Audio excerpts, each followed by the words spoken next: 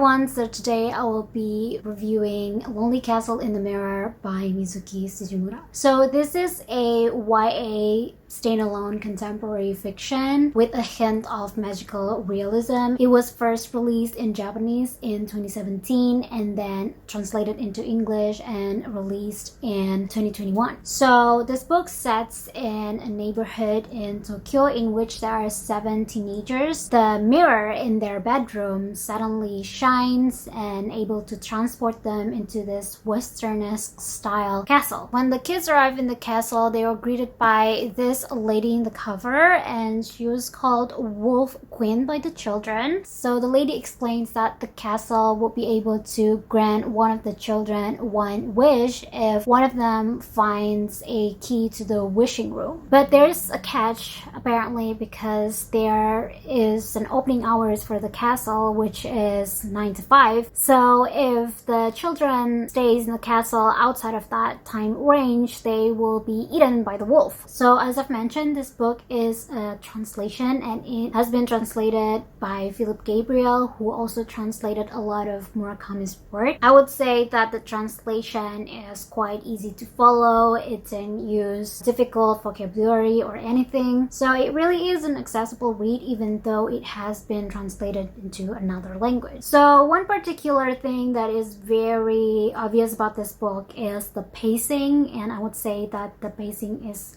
relatively slow, deliberate if you may. There's nothing much going on in like 50% of the story. So the beginning is mostly explored the internal thoughts, feelings of the children in the story. So this is pretty much a character-driven story rather than a plot-driven story. Nothing much that happens, but the characters' thoughts and feelings is very well explored. So I would say that at least for me, this will be considered as a double-edged sword. While in one hand, I am much more a plot-driven reader, but at the same time, there's nothing much that happening. It could get just a little bit stagnant, and also there's just a little bit of like magical realism element, because I mean it's being pitched that way, but it turns out that the magical realism is not really a huge part of the story. So I think if you want to read this book because of that element, maybe note the fact that the magical realism element is not the most dominant in this book. After spending 50% of a relatively stagnant part of the book, well, I mean there are big things that happens, because if I say that the children's, they're just living normal life, that's not completely true either. They certainly have a very serious issue that is going on in their life, but the latter portion of the story is really high stake. I would feel like the intensity of it, the emotional turmoil that the latter portion is really engaging to read. There's really that contrast between reading the first part, the first 50% and the last 50%. So because of that, relatively stagnant beginning, when you have something that happens, it feels very different. It feels you're basically taken into somewhere else. But at the same time, I couldn't help to think, but is it really a strong narrative to make a comparison of events, to make one of the events stands out? Like in the beginning, everything seems normal, well, relatively normal as I've mentioned, and then the later portion is kind of twisty. But at the same time, does the twist really justify the slowness of the beginning portion? Thus, the reader really needs to wait 70% of the story to get the ball rolling. So that is certainly a difficult question that I can't really answer it for you because experience is different.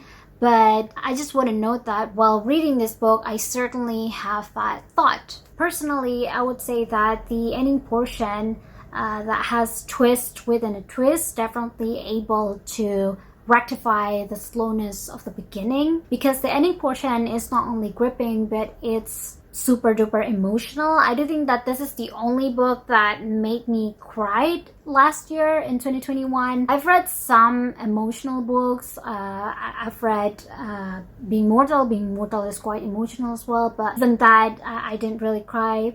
Perhaps because I had expected that I would cry, but I didn't really have that much expectation when it comes to this book. I thought it was going to be really down to earth. It's kind of like cute undertone to it, but when reading this, I found out that it talks about a really serious topic.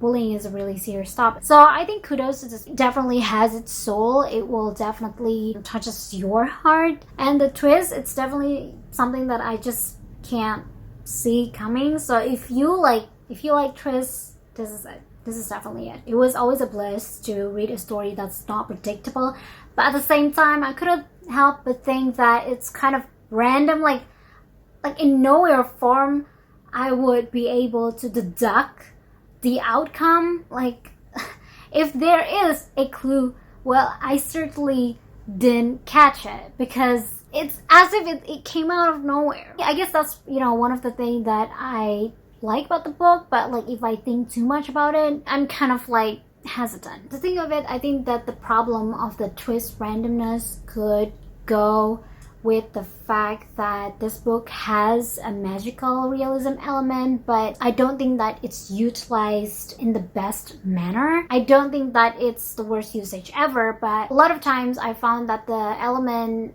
of magical realism is merely being used for the sake of usage. And I would say that happens because the usage of magical realism is not frequent enough to the point that it's believable for the reader. I would like to move on to a point that I am quite pleased with the book, is that how it will be able to open up a discussion regarding mental health issues and bullying, especially for teenagers. The story really shows that such issues are really serious. It has dire consequences to the children and how it affects their life, how it affects their internal paradigm, and how adults, as someone who's supposed to be their guardian, could have done so much more in helping the children. So, which brings me, I think that the children in this book really has an internal world of their own. The children in this, kind of like if you read Good Omens by Terry Pratchett, like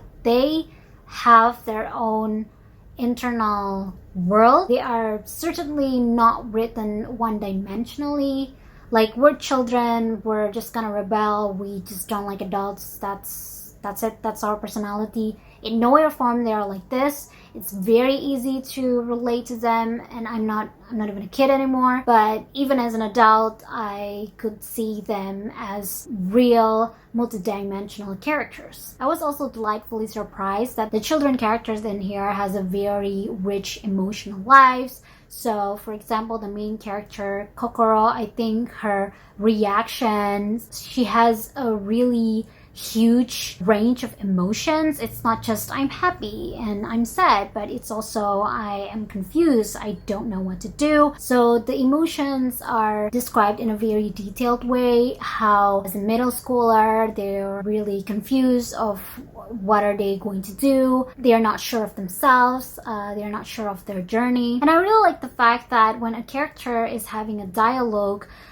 there are certain times when the character are having both external dialogue with someone else, and at the same time they're also having an internal dialogue. So they're also checking their own internal values about what they say. So this kind of things really makes the characters has a very rich emotional life, but at the same time relatable. So even though I mentioned at the beginning that I do have some issues with the slowness of the pacing, it does have a good point. It does have a silver lining, which is it's able to entail this rich internal paradigm of the characters. So I would say that just for a standalone, and I don't think that this book is the thickest book ever. I do think that it's like 300 something, if I'm not mistaken. It's 300 something pages. At least this edition has like a 354 pages.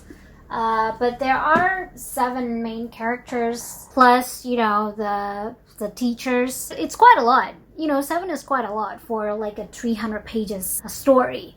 But it's not really difficult to follow this 7 children. At the same time, the slowness of the pacing is also justified because it has 7 other characters, and the slowness of the pacing is used in exploring each of the children's personality and feelings, and each children has a very distinct background, personality, so it's very easy to tell them apart from one another, and it's very easy to remember each of them. And also, like, especially for non-native, you know, obviously it has a lot of like Japanese name, but the way that the story introduces each of the characters' names is really engaging. So even though the names might not be the names that I usually come across, it's not very difficult to remember it because of that engaging introductory scene. So this book is written in third point of view, and it mainly focuses on Kokoro. So it was a rather positive point, at least for me, because this book is already a character-driven story, and I do have that worry that it's already a character-driven story and the story is written by the first point of view, it might get too biased. But since it's written in the third point of view, I do think that it is very appropriate, because obviously we don't only follow Kokoro, but also there's that introduction concerning the other 6 children. Okay, so in my conclusion, if you are looking for a contemporary set in Tokyo that talks about serious issues like mental health and bullying with just a hint of magical realism, this book is certainly for you. I read that a lot of people coming to this book because of the magical realism, and I would say that was actually my reason of picking this up as well. I think you would not really get a lot of that magical realism element. Also, important note is that there is a trigger warning for this book. There is at least a scene that alludes to SA, and also of course element of bullying, so readers might want to consider this as well. With that, I will close my review regarding Lonely Castle in the Mirror. I hope that this review will help you in determining whether this book is worth your time. Please let me know in the comment section below if you are planning to read this book, or if you have read this book, kindly share your thought. Before I sign off, I would like to thank everyone who made it to the end. Thank you guys so much for watching, and may your tea will always stay warm for reading.